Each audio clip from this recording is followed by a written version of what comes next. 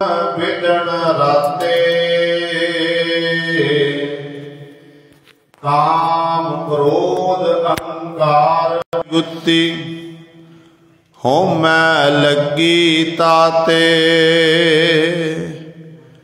उडर हंस चलिया फुरमाया भस्म भस्म समाणी नानक सच्चे नाम बिहूणी भुल भुल पछुताणी उडर हंस चलिया फुरमाया भस्म भस्म समाणी नानक सच्चे नाम बिहूणी भुल भुल पछुताणी।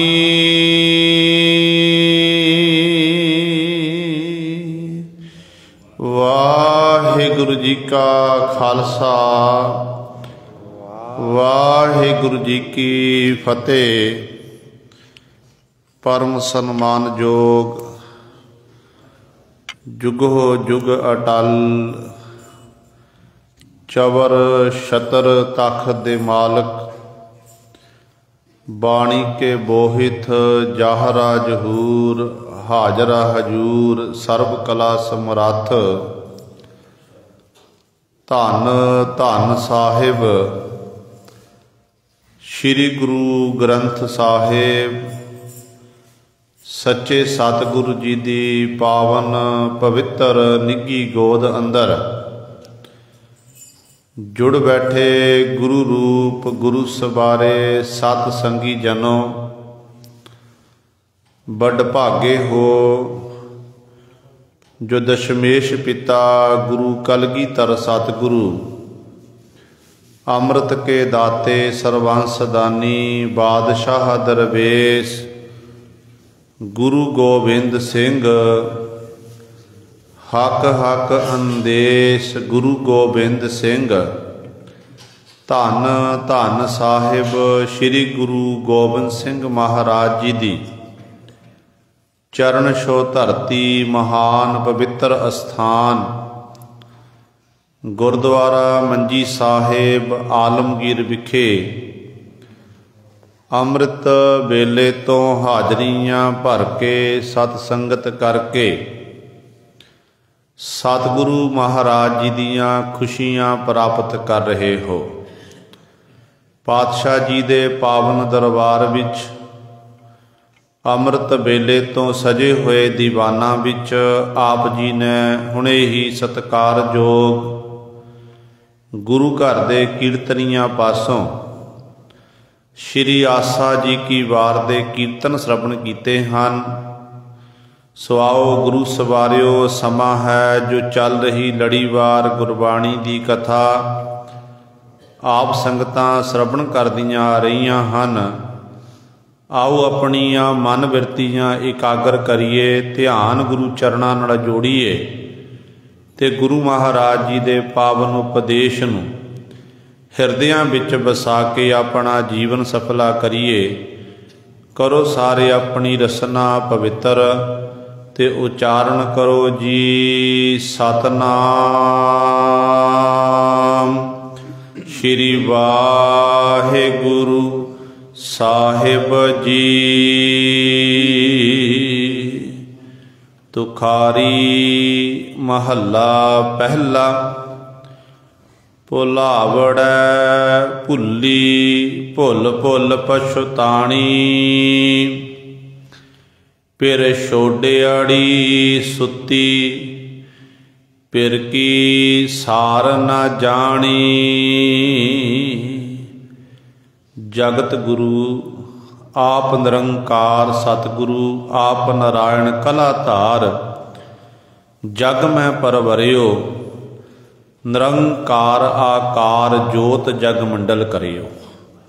धन धन साहिब श्री गुरु नानक देव महाराज जी साढ़े उत्ते बख्शिश कर रहे हैं।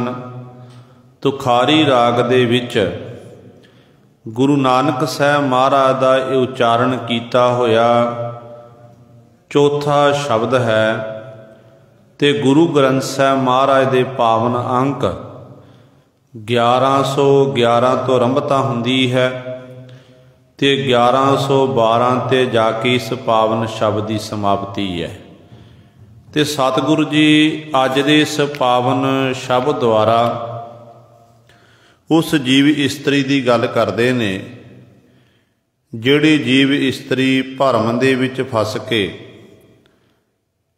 ਇੱਕ ਅਕਾਲ ਪੁਰਖ ਵਾਹਿਗੁਰੂ ਨੂੰ ਆਪਣੇ ਪਤੀ ਪਰਮੇਸ਼ਰ ਨੂੰ ਜੀਵ ਇਸਤਰੀ ਨੇ ਵਿਸਾਰਿਆ ਹੋਇਆ ਤੇ ਬਾਰ-ਬਾਰ ਆਪਣੇ ਜੀਵਨ ਕਾਲ 'ਚ ਉਹ ਗਲਤੀਆਂ ਕਰਦੀ ਫਿਰਦੀ ਹੈ।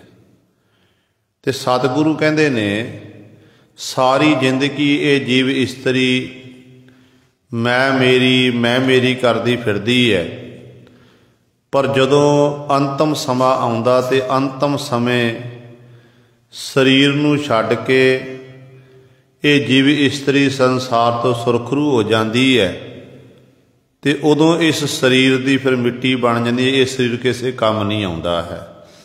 ਸਤਿਗੁਰੂ ਜੀ ਕਹਿੰਦੇ ਨੇ ਭੁਲਾਵੜੈ ਭੁੱਲੀ ਭੁੱਲ ਭੁੱਲ ਪਛਤਾਣੀ। ਭਰਮ ਦੇ ਵਿੱਚ ਫਸ ਕੇ ਬਾਰ-ਬਾਰ ਭੁੱਲੀ ਇਹ ਜੀਵ ਇਸਤਰੀ ਭੁੱਲੀ ਫਿਰਦੀ ਹੈ, ਭੁੱਲ ਭੁੱਲ ਬਾਰ-ਬਾਰ ਗਲਤੀਆਂ ਕਰਦੀ ਹੈ। ਅਖੀਰ ਵੇਲੇ ਕਹਿੰਦੇ ਫਿਰ ਪਛਤਾਣੀ ਪਛਤਾਪ ਕਰਦੀ ਹੈ। ਭਰਮ ਕਹਿੰਦੇ ਕਿਹਨੂੰ ਹਨ? ਜਦੋਂ ਆਪਾਂ ਗੁਰਬਾਣੀ ਪੜ੍ਹਦੇ ਹਾਂ, ਗੁਰਬਾਣੀ ਵਿੱਚ ਸਤਿਗੁਰੂ ਜੀ ਨੇ ਭਰਮ ਦੀ ਪਰਿਭਾਸ਼ਾ ਸੁਣਾ ਕੀਤੀ ਹੈ ਤੇ ਸਤਿਗੁਰੂ ਕਹਿੰਦੇ ਨੇ ਭਰਮੇ ਸੁਰ ਨਰ ਦੇਵੀ ਦੇਵਾ ਭਰਮੇ ਸਿੱਧ ਸਾਧਕ ਬ੍ਰਹਮੇਵਾ। ਕਿ ਇਹ ਨਹੀਂ ਕਿ ਕੇਵਲ ਮਨੁੱਖ ਹੀ ਭਰਮ ਦੇ ਵਿੱਚ ਹਨ, ਜਿੰਨੇ ਵੀ ਦੇਵੀ ਦੇਵਤੇ ਇਤਿਆਦਿਕ ਸਿੱਧ ਪੁਰਸ਼ ਬ੍ਰਹਮਾ ਬ੍ਰਹਮੇਵਾ ਤੋਂ ਭਾਵ ਹੈ ਬ੍ਰਹਮਾ ਵਿਸ਼ਨ ਮਹੇਸ਼, ਇਹ ਤਿੰਨੇ ਜਿਹੜੇ ਵੱਡੇ ਦੇਵਤੇ ਹਿੰਦੂ ਮਤ ਅਨੁਸਾਰ ਮੰਨੇ ਗਏ ਨੇ ਤੇ ਸਤਿਗੁਰੂ ਕਹਿੰਦੇ ਇਹ ਵੀ ਭਰਮ ਦੇ ਵਿੱਚ ਹੈ। ਭਰਮ ਇੱਕ ਐਸਾ ਹੈ, ਭਰਮ ਨੂੰ ਕਹਿੰਦੇ ਨੇ ਜਿਹੜਾ ਦੇਖਣ ਵਿੱਚ ਕੁਝ ਹੋਰ ਹੋਵੇ ਤੇ ਅੰਦਰੋਂ ਕੁਝ ਹੋਰ ਹੋਵੇ। ਜਿਵੇਂ ਇਸ ਸੰਸਾਰ ਨੂੰ ਆਪਾਂ ਦੇਖ ਰਹੇ ਹਾਂ, ਅਸਲ ਵਿੱਚ ਸੰਸਾਰ ਨੂੰ ਆਪਾਂ ਸੱਚ ਮੰਨੀ ਫਿਰਦੇ ਹਾਂ ਕਿ ਸੰਸਾਰ ਸੱਚ ਹੈ।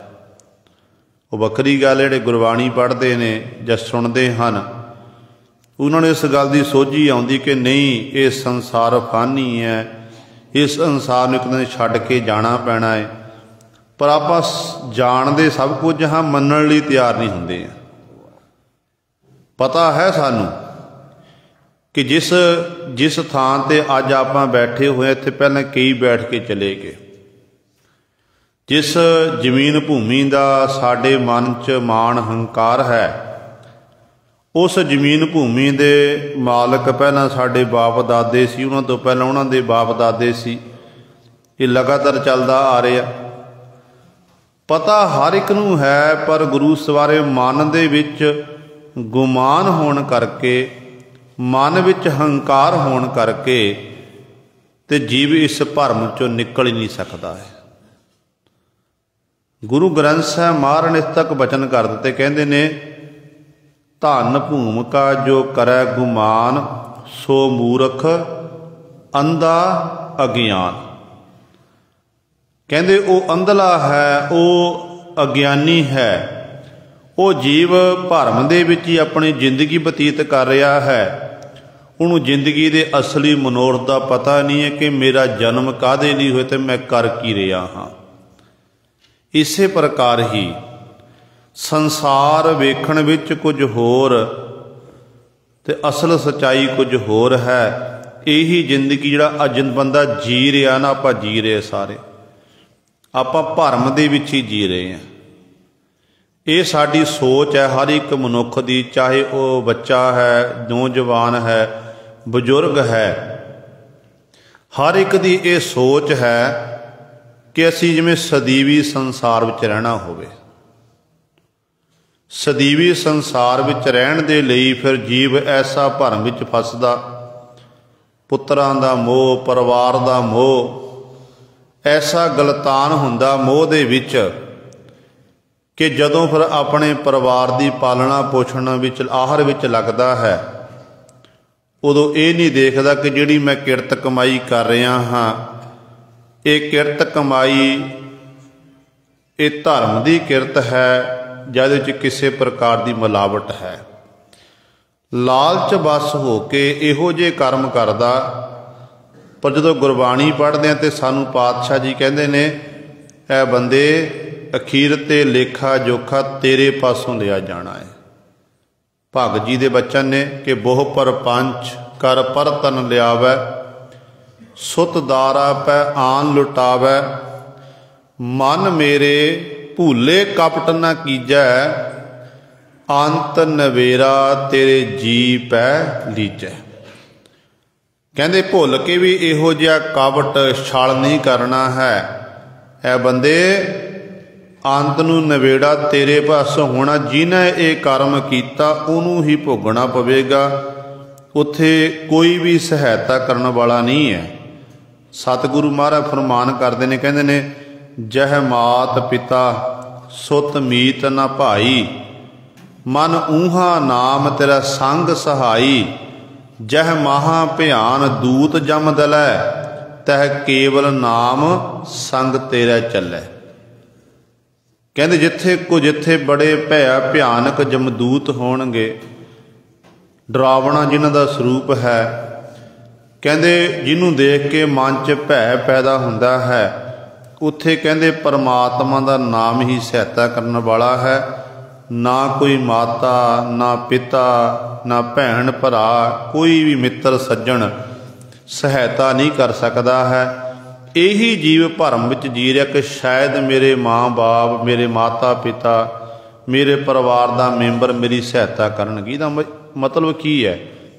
ये सच्चाई है कि जो विपता आउंदी ना अपने किसी के उत्ते, ते नाल दे जिहड़े परिवार के मैंबर ने ना, परिवार के मैंबर सहायता जरूर करते हैं, पर वो सहायता कुछ समय की हुंदी है। इत्थों तक कई बार आपां देखते हैं, कोई जीव बीमार हो गया, मंजे उत्ते पै गया, परिवार ने बड़ी कोशिश की, जिन्नी जमा पूंजी सी सारी ला दी ताकि साडा जिहड़ा ये परिवार का जी ठीक हो जाए। फिर जो डॉक्टर जवाब देंदे ने, कहंदे दी भाई सेवा कर लवो, हुण ये अगे जी नहीं सकता, कदे भी बुलावा आ सकता है। तो उदों जे फिर जीव मंजे उत्ते पिया हुंदा ते परिवार के मैंबर ही गुरु सवारे गुरु घरां विच आके अरदासां बेनतियां कराउंदे ने कि साडी अरदास बेनती करो, साडा बजुर्ग, साडे घर दा जी ये मंजे उत्ते पिया होया है, तो कहते ने जां तां परमात्मा चुक लवे जां ठीक कर दवे। जिहदा मतलब की है कि अक जांदे ने, ते है बड़ा औखा है गुरु सवारिओ, क्योंकि सेवा जिथे सेवा करानी औखी है तो करनी बड़ी औखी है। ये गुरु किरपा करदा, रहमत कर दवे, जिहदे उत्ते गुरु की रहमत हुंदी, किरपा हुंदी है, उही इस सेवा नूं कर सकदा है। जिथे जिहड़ा बंदा मंजे उत्ते पिया उह दुखी हुंदा ही है, ते नाल सारे परिवार के जी भी जिहड़े उस समय दुखी हुंदे हन। ते असल विच ये सच्चाई है कि पर जे परमात्मा वाहिगुरू का नाम साडे कोल है, बंदगी आपां करदे हां, ते तंदुरुस्त वेले बंदगी करते रहे, तो सच जाने जो बीमार होवांगे, मंजे उत्ते पे होवांगे, तो उदों भी सानू रब चेते रहेगा, वाहिगुरू चेते रहेगा, तो फिर जीव भरम विचों निकलिया होवेगा। असल विच भरम दे विच ऐसे आपां खचत हो गए, संसार जिहड़ा है ये फानी है, नाशवंत है, इस संसार नूं ही सच मनी जा रहे ने। ये सोच है साडी कि जिवें सदीवी काल इस संसार विच रहना होवे, पर गुरबाणी कहती है रहना नाही ऐत जग तां काए गर्भ कीजिए। कहते जदों भाई संसार में सदीवी नहीं रहना है, कहते फिर भाई हंकार कदा करना। हंकार नूं छड्ड, जिहड़ा ए जीव इस्तरीए तू भरम विच भुल्ली फिरदी है, बार बार तू गलतियां करदी फिरदी है। जदों अखीरला समा आउंदा फिर अखीर ते गलतियां करके तू पछताणी पश्चाताप भी करदी है कि मेरे तो आ गलती हो गई, जे मैं आ काम नहीं करदा तो शायद मैनू आ सज़ा नहीं मिलती। एक कातल ने किसी का कतल कर दिता, पकड़िया गया, कैदखाने चलिया गया, जेल च पा दिता गया। कैदखाने विच बैठा होया ते वो बेशक गुस्से विच आ कतल कर दिंदा ते पर बैठा होया झूरदा कि जे मैं वो गुनाह नहीं करदा, पाप नहीं करदा ते मैनू ये सज़ा नहीं मिलनी सी, मैं आज़ाद होना सी। पछताणी भुल भुल पछताणी, फिर जीव इस्त्री बार बार पश्चाताप करदी है। इस करके सानू सतगुरु ने समझाया कि जदों ए बंदे तेरा किसी नाल कोई झगड़ा होवे, बखेड़ा होवे ना, उदों तू बाबा फरीद साहबान जी के बचनों नू याद कर लिया कर। बाबा फरीद साहबान जी की आखदे ने, कहंदे ने, फरीदा जोतै मारन मुक्कियां तिना न मारे घुम, आपनड़े घर जाइए पैर तिना दे चुम। कहते इन्नी निमरता तेरे मन च होनी चाहिए है। पर जो आप गुरु कलगीधर पातशाह महाराज पूछते हैं तो कलगीधर पातशाह कहते नहीं भाई, जबै बाण लाग्यो तबै रोस जागियो।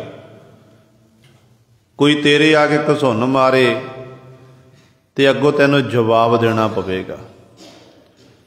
जवाब वो नहीं दे सकता जिहड़ा जिहदे कोल ताकत नहीं होवेगी, जिहड़ा गुरु सवारियो डरपोक होवेगा वो जवाब नहीं देवेगा। पर जिन्हों सतगुरु जी ने बख्शिश की है वो फिर उस समय नाल दी नाल जवाब सतगुरु महाराज सानूं समझाते हैं।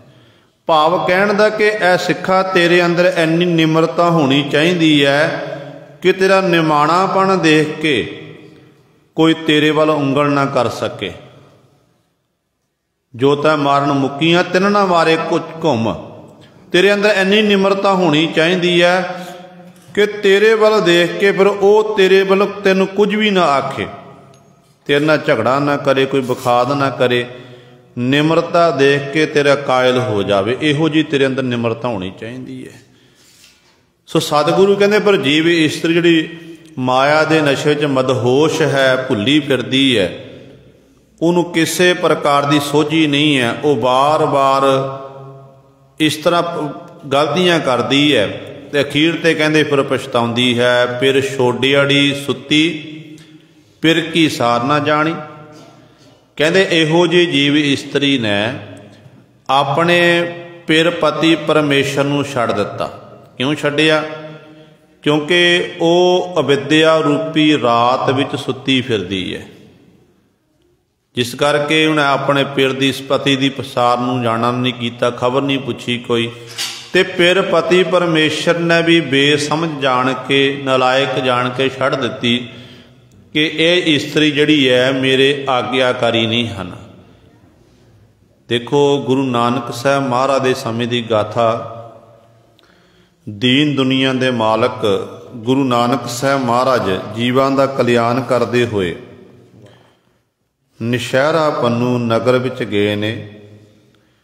एक माई जो सतगुरां दे काफ़ी समय तो उड़ीक करदी सी, सतगुर की आराधना करदी कि सतगुरु जी कृपा करो, मैनूं दर्शन दीदारे देना करो।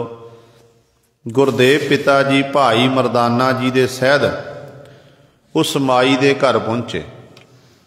माई नूं निवाजिया, सामने की देखना कीता कि पूर्णमाशी वाला दिन सी ते सामने एक डेरा बनिया होया, बहुत भारी लोगों का इकट्ठ, लोग कोई आ रहा कोई जा रहा है। गुरु नानक साहब महाराज ने उस समय माई नूं पुछया कि माई इन्ना लोगों का इकट्ठ इत्थे कौन रहिंदा है? ते माई कहन लगी इत्थे एक शौ सुहागण नामे फकीर रहिंदा है, जिहड़ा है तां पुरुष है पर इस्त्रियां जैसा लिबास पहनदा, इस्त्रियां जैसे सारे श्रृंगार करदा है, ਤੇ ਉਹਨਾਂ ਲੋਕਾਂ ਵਿੱਚ ਇਹ ਆਖਿਆ ਹੈ ਕਿ ਜਦੋਂ ਪੂਰਨਮਾਸ਼ੀ ਦੀ ਰਾਤ ਹੁੰਦੀ ਹੈ ਤੇ ਉਦੋਂ ਮੇਰਾ ਸ਼ੋਹਪਤੀ ਪਰਮੇਸ਼ਰ ਨਾਲ ਮਿਲਾਪ ਹੁੰਦਾ ਹੈ। ਤੇ ਦੀਨ ਦੁਨੀਆ ਦੇ ਮਾਲਕ ਗੁਰੂ ਨਾਨਕ ਸਾਹਿਬ ਮਹਾਰਾਜ ਅੰਤਰਜਾਮੀ ਨੇ ਕਹਿਣ ਲੱਗੇ, ਚੱਲ ਭਾਈ ਮਰਦਾਨਿਆਂ, ਆਪਾਂ ਸ਼ੋਹ ਸੁਹਾਗਣ ਦਾ ਭਲਾ ਕਰੀਏ, ਕੁਰਾਹੇ ਪੇ ਨੂੰ ਰਾਹੇ ਪਾਈਏ। ਦੀਨ ਦੁਨੀਆ ਦੇ ਮਾਲਕ ਜਦੋਂ ਇਹਦੇ ਡੇਰੇ ਵਿੱਚ ਪਹੁੰਚੇ ਨੇ, ਜਿਸ ਕਮਰੇ ਦੇ ਅੰਦਰ ਇਹ ਬੰਦ ਹੈ, ਅੱਗੇ ਸੇਵਾਦਾਰ ਖਲੋਤੇ ਹਨ, ਇਹਦੇ ਆਦਮੀ ਖਲੋਤੇ ਨੇ। ਗੁਰੂ ਨਾਨਕ ਸਾਹਿਬ ਮਹਾਰਾਜ ਕਹਿਣ ਲੱਗੇ ਕਿ ਭਾਈ ਆਪਣੇ ਮਾਲਕ ਸ਼ੋਹ ਸੁਹਾਗਣ ਨੂੰ ਜਾ ਕੇ ਦੱਸੋ ਕਿ ਗੁਰੂ ਨਾਨਕ ਸਾਹਿਬ ਮਹਾਰਾਜ ਆਏ ਨੇ, ਤੁਹਾਡੇ ਦਰ ਤੇ ਖਲੋਤੇ ਨੇ, ਤੁਹਾਡੇ ਦਰਸ਼ਨ ਦੀਦਾਰੇ ਕਰਨਾ ਚਾਹੁੰਦੇ ਹਨ। ਤੇ ਅੱਗੋਂ ਜਦੋਂ ਇਹਦੇ ਨੌਕਰ ਅੰਦਰ ਗਏ ਨੇ, ਜਾ ਕੇ ਦੱਸਿਆ ਕਿ ਗੁਰੂ ਨਾਨਕ ਸਾਹਿਬ ਮਹਾਰਾਜ ਤੁਹਾਨੂੰ ਮਿਲਣ ਆਏ ਨੇ। ਇਹਨੇ ਮਿਲਣ ਤੋਂ ਇਨਕਾਰ ਕਰ ਦਿੱਤਾ, ਕਹਿਣ ਨਹੀਂ, ਮੇਰੇ ਕੋਲ ਸਮਾਂ ਨਹੀਂ ਹੈ, ਮੈਂ ਨਹੀਂ ਮਿਲਣਾ। ਜਗਤ ਗੁਰੂ ਗੁਰੂ ਨਾਨਕ ਸਾਹਿਬ ਮਹਾਰਾਜ ਸੁਣਿਆ, ਕਹਿਣ ਲੱਗੇ, ਚੱਲ ਭਾਈ ਮਰਦਾਨਿਆਂ, ਕਰਤਾਰ ਦੀ ਇਹੀ ਮਰਜ਼ੀ ਹੈ। ਕਹਿੰਦੇ ਉੱਥੋਂ ਸਤਿਗੁਰੂ ਮਹਾਰਾਜ ਚਲੇ ਗਏ। ਕੁਝ ਸਮੇਂ ਬਾਅਦ ਜਿਹੜੀ ਇਹਦੀ ਸੰਗਤ ਸੀ, ਸੰਗਤ ਦੇ ਧੜੇ ਬਣੇ ਹੋਏ ਸਨ, ਉਹਨਾਂ ਦਾ ਆਪਸ ਵਿੱਚ ਝਗੜਾ ਹੋ ਗਿਆ। ਝਗੜਾ ਇੰਨਾ ਹੋਇਆ ਕਿ ਇੱਕ ਦੂਜੇ ਨੂੰ ਉਹ ਮਾਰਨ ਲਈ ਤਿਆਰ ਹੋ ਗਏ। ਲੜਦੇ ਹੋਏ ਝਗੜਦੇ ਹੋਏ ਜਿਸ ਕਮਰੇ ਵਿੱਚ ਸ਼ੋਹ ਸੁਹਾਗਣ ਸੀ ਨਾ, ਉਸ ਕਮਰੇ ਕੋਲ ਜਾ ਕੇ ਪਹੁੰਚੇ। ਦਰਵਾਜ਼ੇ ਨਾਲ ਬੜੀ ਜ਼ੋਰ ਦੀ ਜਾ ਕੇ ਵੱਜੇ, ਕੁੰਡੀ ਖੁੱਲੀ ਹੈ, ਦਰਵਾਜ਼ਾ ਟੁੱਟਿਆ। ਜਦੋਂ ਅੰਦਰ ਦੇਖਿਆ ਤੇ ਅੰਦਰ ਗੁਰੂ ਸਵਾਰੇ ਉਹੀ ਸ਼ੋਹ ਸੁਹਾਗਣ ਕਿਸੇ ਨੌਜਵਾਨ ਇਸਤਰੀ ਨਾਲ ਕੁਕਰਮ ਕਰ ਰਿਹਾ ਸੀ। ਹੁਣ ਜਿਹੜੇ ਲੋਕ ਲੜ ਰਹੇ ਸੀ, ਸਾਰਿਆਂ ਦਾ ਧਿਆਨ ਲੜਾਈ ਵੱਲੋਂ ਹਟਿਆ ਤੇ ਸ਼ੋਹ ਸੁਹਾਗਣ ਵੱਲ ਗਿਆ। ਪਾਜ ਉਗੜ ਗਿਆ। ਪਾਜ ਉਗੜਿਆ ਤੇ ਲੋਕਾਂ ਨੇ ਉਸ ਸਮੇਂ ਸ਼ੋਹ ਸੁਹਾਗਣ ਨੂੰ ਪਕੜ ਕੇ ਸੋਧਾ ਲਾਇਆ, ਇਹਦਾ ਸਾਰਾ ਡੇਰਾ ਲੁੱਟ ਲਿਆ ਕਿ ਇਹ ਤਾਂ ਇੱਕ ਵੱਡਾ ਪਖੰਡੀ ਹੈ, ਇਸ ਨੂੰ ਸੰਤ ਮੰਨਦੇ ਸਨ। ਤੇ ਅਸਲ ਵਿੱਚ ਗੁਰੂ ਸਵਾਰੇ ਇਹ ਸੱਚਾਈ ਹੈ ਕਿ ਬਹੁਤ ਸਾਰੇ ਜਿਹੜੇ ਅੱਜ ਵੀ ਅਜੋਕੇ ਸਮੇਂ 'ਚ ਬਹੁਤ ਸਾਰੇ ਡੇਰੇ ਇਹੋ ਜਿਹੇ ਹਨ, ਜਿਨ੍ਹਾਂ ਡੇਰਿਆਂ ਦੇ ਉੱਤੇ ਧਰਮ ਦਾ ਸਹਾਰਾ ਲੈ ਕੇ ਕੁਕਰਮ ਕੀਤੇ ਜਾਂਦੇ ਨੇ, ਪਾਪ ਕੀਤੇ ਜਾਂਦੇ ਹਨ। ਅੱਜ ਕਈ ਸਲਾਖਾਂ ਦੇ ਪਿੱਛੇ ਬੈਠੇ ਹੋਏ ਹਨ। ਇੱਥੋਂ ਤੱਕ ਜਦੋਂ ਮਨੁੱਖ ਦਾ, ਧਾਰਮੀ ਮਨੁੱਖ ਦਾ ਪਾਜ ਉਗੜ ਜਾਵੇ ਨਾ ਸੰਸਾਰ ਵਿੱਚ, ਸੰਗਤ ਦੇ ਵਿੱਚ, ਉਹਦੀ ਧਾਰਮਿਕ ਮੌਤ ਹੋ ਜਾਂਦੀ ਹੈ। ਪਾਜ ਉਗੜ ਗਿਆ, ਪਤਾ ਲੱਗ ਗਿਆ, ਧਾਰਮਿਕ ਮੌਤ ਹੋਈ ਤੇ ਡੇਰੇ ਵਿੱਚ ਹੁਣ ਇਕੱਲਾ ਬੈਠਾ ਹੋਇਆ ਪਛਤਾਪ ਕਰਦਾ ਹੈ ਕਿ ਮਨਾ, ਮੈਂ ਵੱਡਾ ਗੁਨਾਹ ਕੀਤਾ ਤੇ ਮੇਰੇ ਤੋਂ ਇਹ ਵੱਡੀ ਗਲਤੀ ਹੋਈ। ਲੋਕ ਮੇਰੇ ਦਰ ਤੇ ਆਉਂਦੇ ਸਨ, ਹੁਣ ਕੋਈ ਨਹੀਂ ਆਉਂਦਾ, ਸਾਰੇ ਲਾਹਣਤਾਂ ਪਾਉਂਦੇ ਨੇ।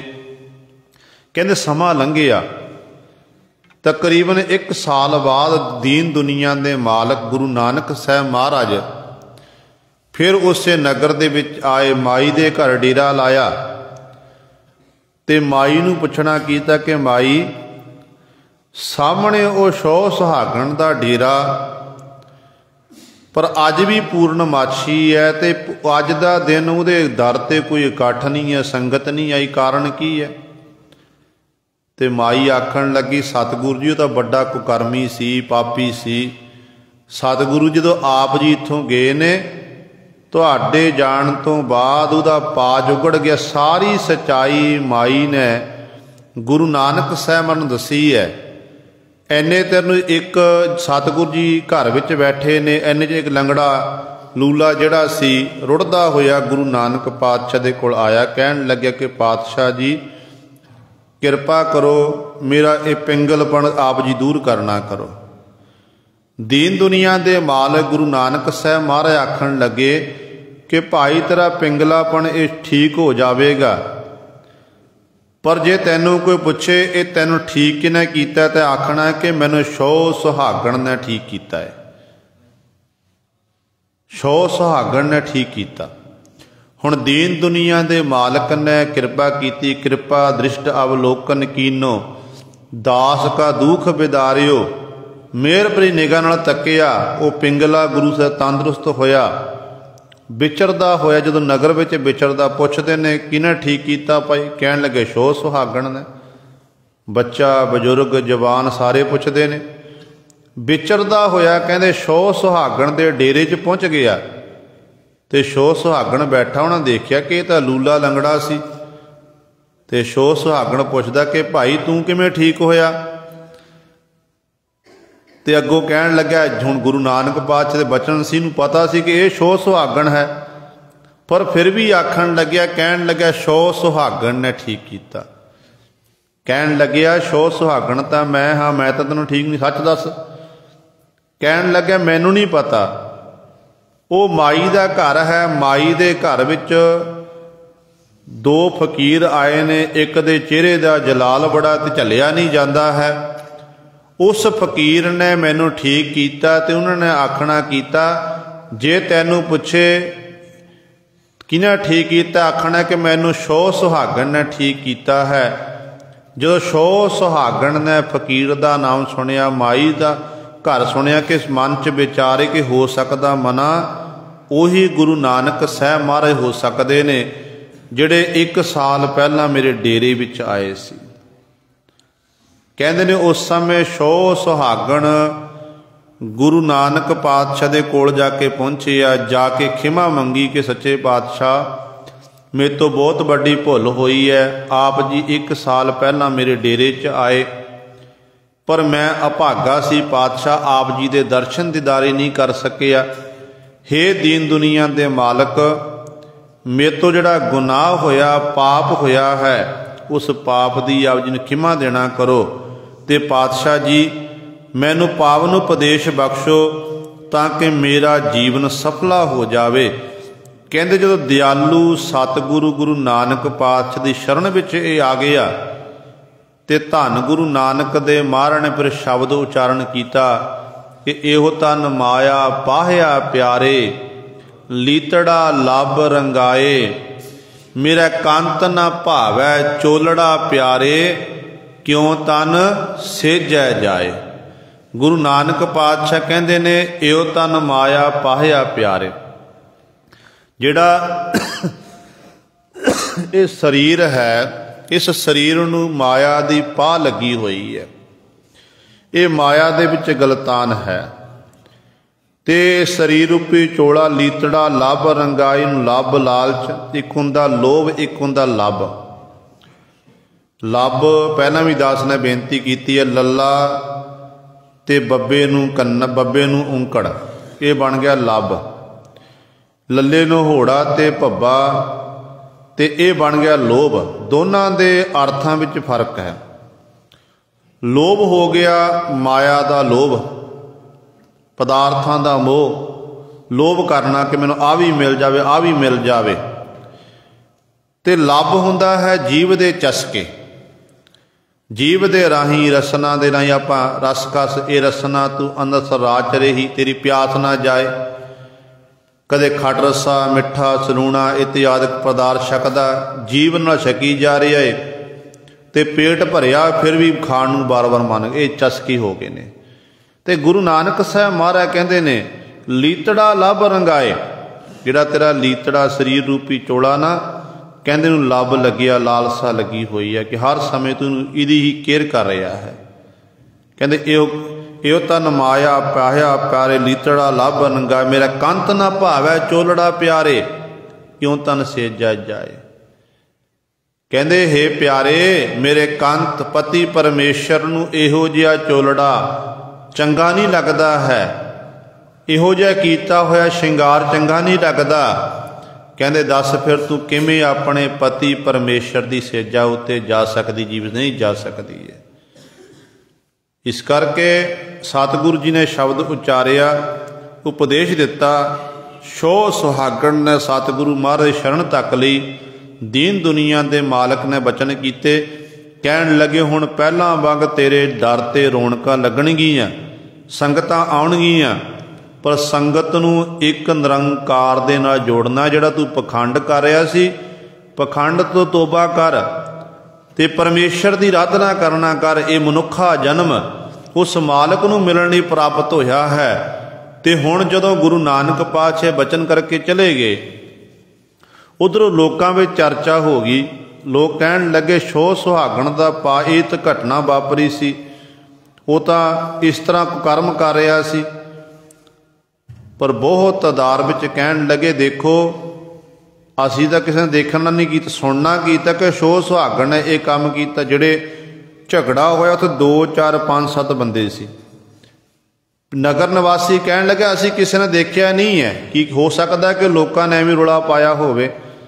ਜਿਹੜਾ ਸ਼ੋਹ ਸੁਹਾਗਣ ਇਸ ਪਿੰਗਲੇ ਨੂੰ ਠੀਕ ਕਰ ਸਕਦਾ ਹੈ, ਉਹਦੇ ਸ਼ਕਤੀ ਹੈ, ਇਸ ਕਰਕੇ ਲੋਕ ਦੁਆਰਾ ਫਿਰ ਉਹਦੇ ਡੇਰੇ 'ਤੇ ਜਾਣ ਲੱਗ ਪਏ। ਪਹਿਲਾਂ ਬਾਅਦ ਰੌਣਕਾਂ ਲੱਗਣ ਲੱਗ ਪਈਆਂ। ਦਿਆਲੂ ਸਤਿਗੁਰੂ ਗੁਰੂ ਨਾਨਕ ਪਾਤਸ਼ਾਹ ਇਸ ਤਰ੍ਹਾਂ ਬਖਸ਼ਿਸ਼ਾਂ ਕਰਦੇ ਨੇ। ਪਰ ਜੀਵ ਇਸਤਰੀ ਭੁੱਲ ਭੁੱਲ ਪਛਤਾਣੀ, ਭੁੱਲਾਂ ਕਰਦੀ ਹੈ, ਗਲਤੀਆਂ ਕਰਦੀਆਂ ਬਾਰ-ਬਾਰ, ਅਖੀਰ 'ਤੇ ਪਛਤਾਪ ਕਰਦੀ ਹੈ। ਪਰ ਸਤਿਗੁਰੂ ਕਹਿੰਦੇ ਪਿਰ ਛੋਡੇ ਅੜੀ ਸੁੱਤੀ, ਪਿਰ ਪਤੀ ਪਰਮੇਸ਼ਰ ਨੇ ਛੱਡ ਦਿੱਤੀ। ਕਿਉਂ ਛੱਡੀ ਹੈ? ਕਿਉਂਕਿ ਜੀਵ ਇਸਤਰੀ ਸੁੱਤੀ ਪਈ ਹੈ ਅਵਿਦਿਆ ਰੂਪੀ ਰਾਤ ਵਿੱਚ। ਪਿਰ ਕੀ ਸਾਰ ਨਾ ਜਾਣੀ, ਪਿਰ ਪਤੀ ਪਰਮੇਸ਼ਰ ਦੀ ਸਾਰ ਨੂੰ ਜਾਣਨਾ ਨਹੀਂ ਕੀਤਾ। ਕਿਉਂਕਿ ਜਿਸ ਪਤੀ ਪਰਮੇਸ਼ਰ ਦੀ ਕਿਰਪਾ ਦੇ ਨਾਲ ਸਾਡਾ ਸੰਸਾਰ ਵਿੱਚ ਆਉਣਾ ਹੋਇਆ, ਜਿਹਦੀ ਕਿਰਪਾ ਨਾਲ ਆਪਾਂ ਜੀ ਰਹੇ ਹਾਂ, ਉਹਨੂੰ ਚੇਤੇ ਨਹੀਂ ਕੀਤਾ।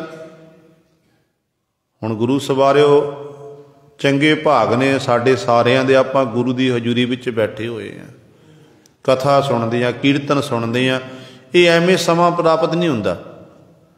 ਪਰ ਬਹੁਤ ਤਾਦਾਦ ਵਿੱਚ ਕਈ ਜੀਵ ਐਸੇ ਨੇ ਜਿਹੜੇ ਹੁਣ ਵੀ ਰਜਾਈਆਂ ਦੇ ਨਿੱਘ ਮਾਣ ਰਹੇ ਨੇ। ਜਦੋਂ ਸੂਰਜ ਚੜ੍ਹਦਾ ਹੈ ਤੇ ਕਈ ਤਾਂ 10 ਵਜੇ ਸੁੱਤੇ ਰਹਿੰਦੇ ਨੇ। 10 ਵਜੇ ਉੱਠਣਾ, 11 ਵਜੇ ਉੱਠਣਾ, 12 ਤੱਕ ਉੱਠ ਸੁੱਤੇ ਰਹਿਣਾ, ਉੱਠ ਕੇ ਫਿਰ ਇਸ਼ਨਾਨ ਕਰਨਾ, ਫਿਰ ਆਪਾਂ ਖਾ ਪੀ ਕੇ ਫਿਰ ਸ਼ਾਮ ਨੂੰ ਫਿਰ ਸੋ ਜਾਣਾ। ਉਹਦਾ ਕੰਮ ਇਹੀ ਹੈ। ਇਹ ਗੁਰੂ ਦੀ ਕਿਰਪਾ ਦੇ ਰਾਹੀਂ ਹੀ ਅੰਮ੍ਰਿਤ ਵੇਲੇ ਦੀ ਸੰਭਾਲ ਕੀਤੀ ਜਾ ਸਕਦੀ ਹੈ। ਗੁਰੂ ਦੀ ਕਿਰਪਾ ਦੇ ਨਾਲ ਹੀ ਨਾਮ ਜਪਿਆ ਜਾ ਸਕਦਾ ਹੈ। ਤੇ ਬਾਰ-ਬਾਰ ਸ਼ੁਕਰਾਨਾ ਕਰਿਆ ਕਰੋ ਮਾਲਕ ਦਾ।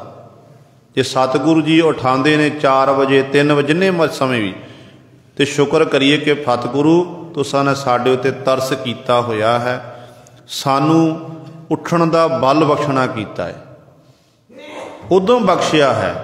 ਉਹਦੀ ਕਿਰਪਾ ਤੋਂ ਉੱਠਿਆ ਨਹੀਂ ਜਾ ਸਕਦਾ।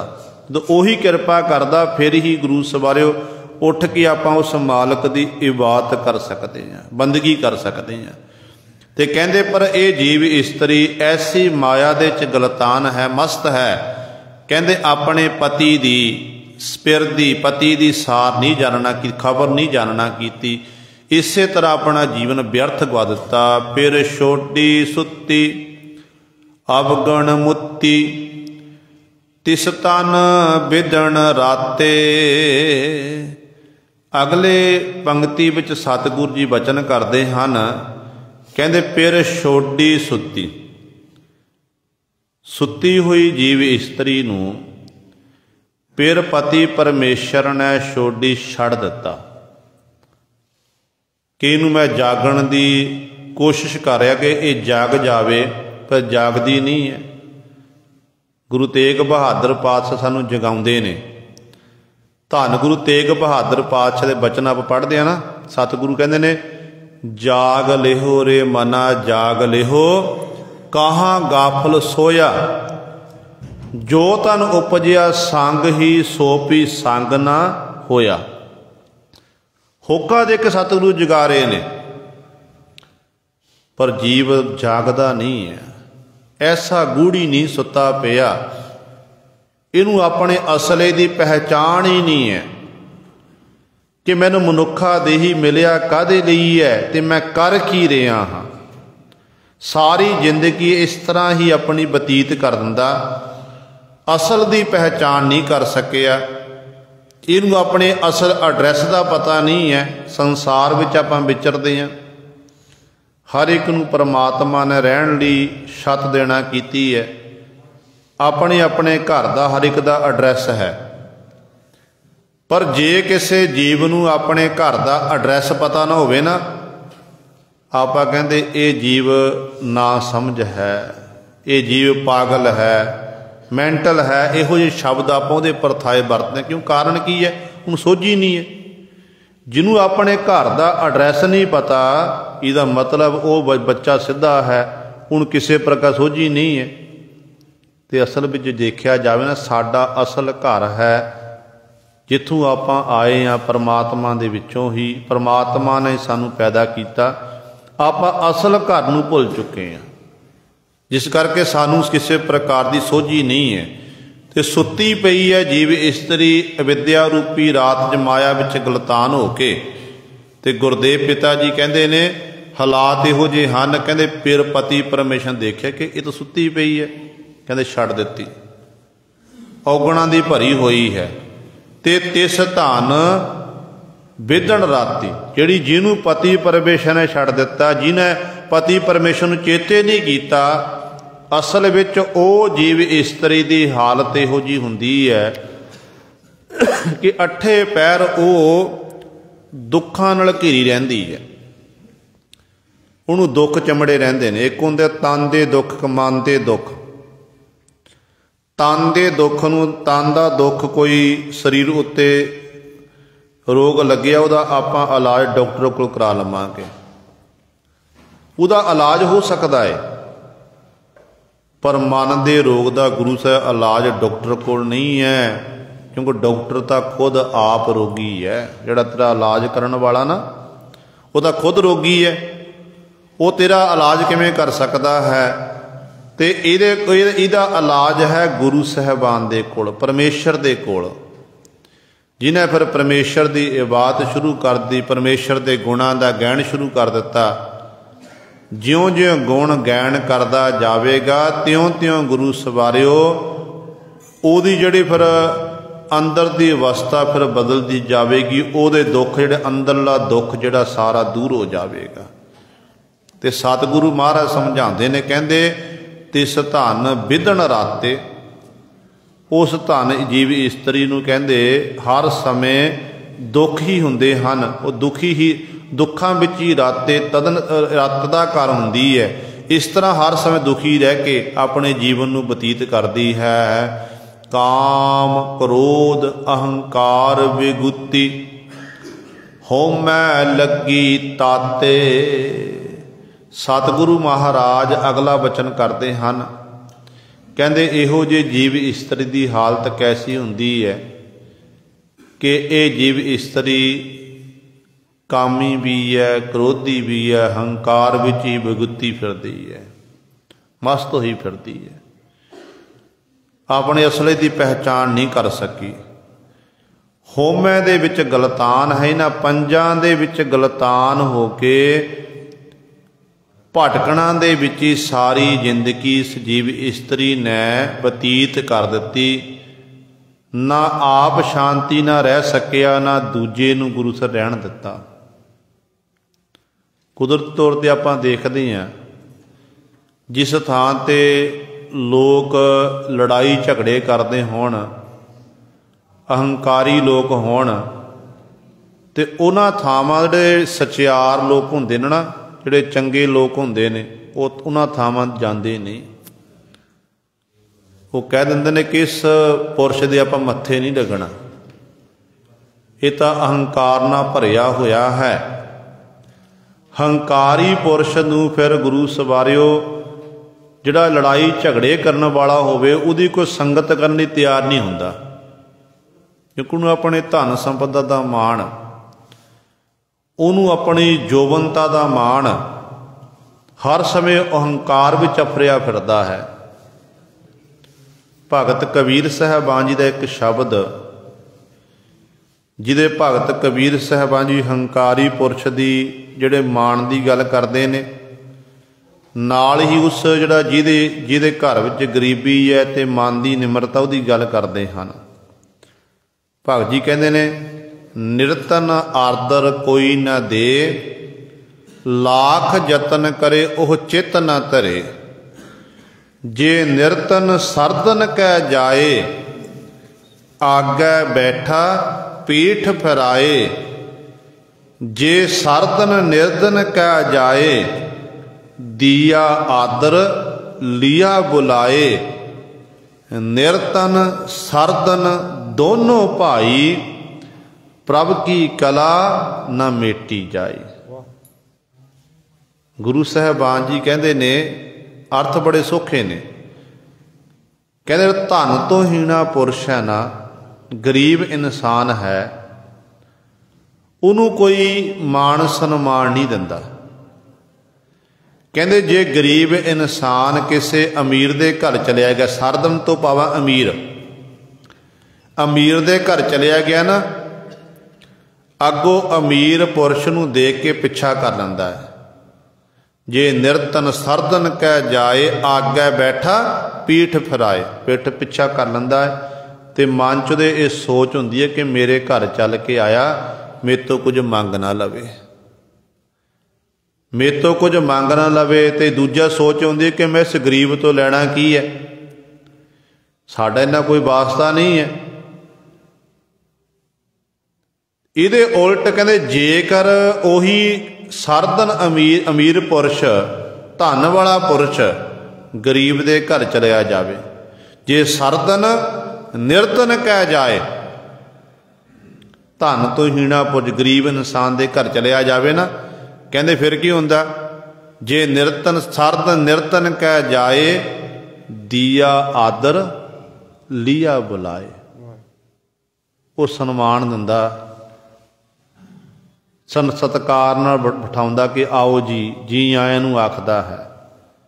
पर कहते भगत जी कहते सच्चाई ये है, कहते अमीर पुरुष भी एक मनुख है ते गरीब भी एक मनुख है, ते परमात्मा दे पैदा कीते हन निरतन सरदन, दोनों भाई दोनों भरा ने। क्योंकि एक पिता एक सके हम बारक, तू मेरा गुरहाई, सबना का माँ प्यो आप है, आपे सार करे, गुरबाणी च पढ़ते हैं। पर कहते खेड ऐसी आश्चर्य है, कहते माया विच गलतान होण करके ना, कहते उन्होंने इस गल की सोझी नहीं रहिंदी है कि मैं भी जीव हाँ ते ये भी जीव है।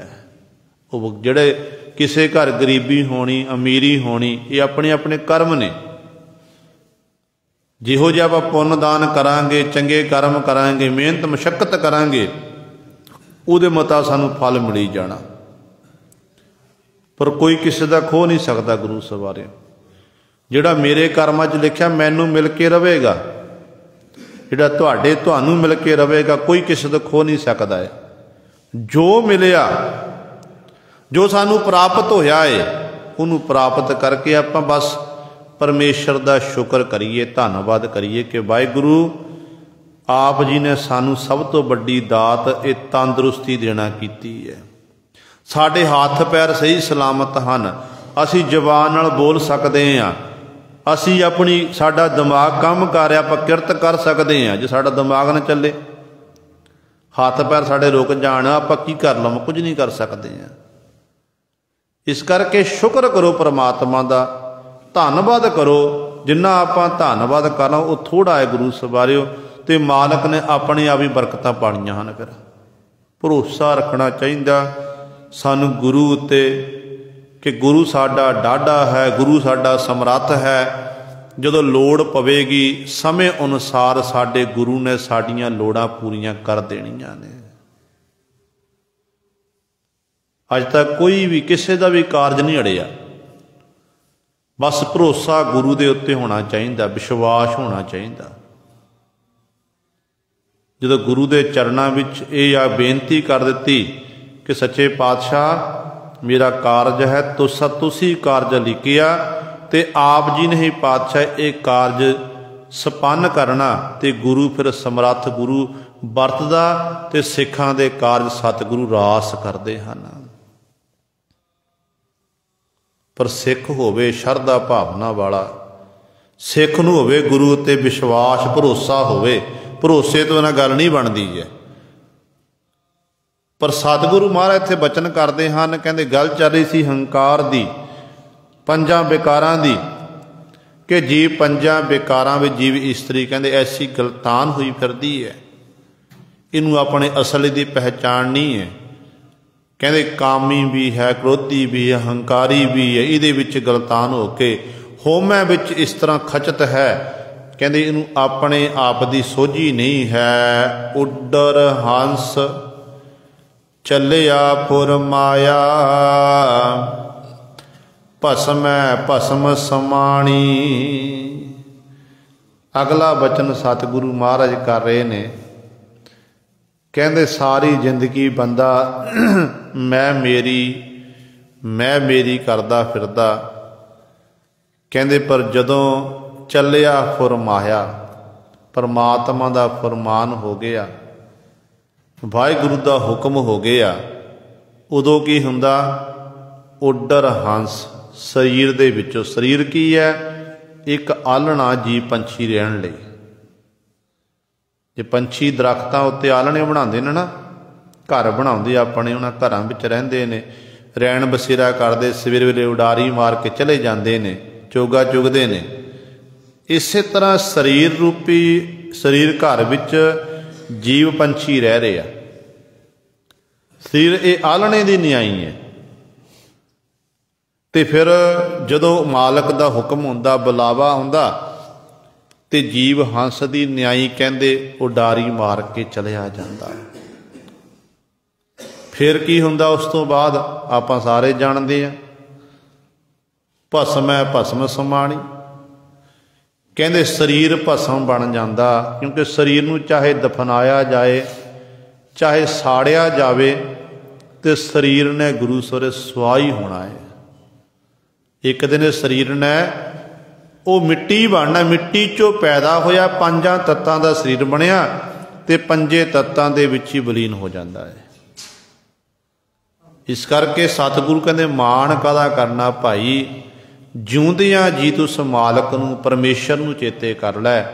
जो वाहिगुरू नूं चेते करेगा तो वाहिगुरू ते दर तो तैनूं खुशियां खेड़े मिलणगे, तेरा जीवन सफला होवेगा। नहीं तो तेरी हालत इहो जी होवेगी। तो पातशाह जी अगली पंक्ति च बचन कर रहे हैं, नानक सच्चे नाम बिहूणी, भुल भुल पछताणी। नानक गुरु जी उच्चारण करते हैं, कहते सच्चे नाम बिहूणी, सच्चे नाम तो बिहूणी हीणी होने करके ये जीव इस्तरी कहते बार बार भुलां कर रही है, बार बार गलतियां कर रही है, जिस करके कहते अंत वेले फिर ये पछताणी पश्चाताप करती है कि इन्ना सोहना मैनू मनुखा देही प्राप्त हुई सी, स्वासा रूपी पूंजी मैनू मिली सी, पर वाहिगुरू के नाम तो बिना मैं सब कुछ अजाई गवा दिता। तो उदों पर पश्चाताप करने का कोई फायदा नहीं होंदा, क्योंकि उदों समा जिहड़ा है वो लंघ चुका हुंदा है। ये गुरु सवारियो गुरु नानक साहब महाराज ने पहले बंद द्वारा सानू पावन उपदेश बख्शिश किया है। जे आपां कमावांगे तो साडा लोक सुखीए, पर लोक सहेले नानक हर प्रभ आपे मेले की सतगुरु बख्शिश करनगे। दास तो बोलदियां तो एक नहीं अनेकां गलतियां हो गईयां होणगीयां, संगत अते सतगुरु बख्शण योग हन। भुल चुक दी खिमा करनी जी। आओ हुण 5-7 मिनट लई आपां गुर मंत्र ते मूल मंत्र का जाप करना है। उस तो बाद फिर अरदास बेनती होवेगी। वाहिगुरू जी का खालसा वाहिगुरू जी की फतेह। एक ओंकार सतनाम करता पुरख निर्भव निर्वैर अकाल मूरत अजूनी सैभं गुर प्रसाद। एक ओंकार सतनाम करता निर्भव